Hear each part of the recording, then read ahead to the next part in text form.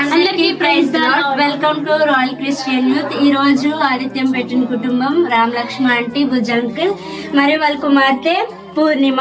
ఈ రోజు ఆదిత్యం ఎలాగుందో, ఆరాధన ఎలా జరిగిందో, ఎంత ఘనంగా జరిగిందో.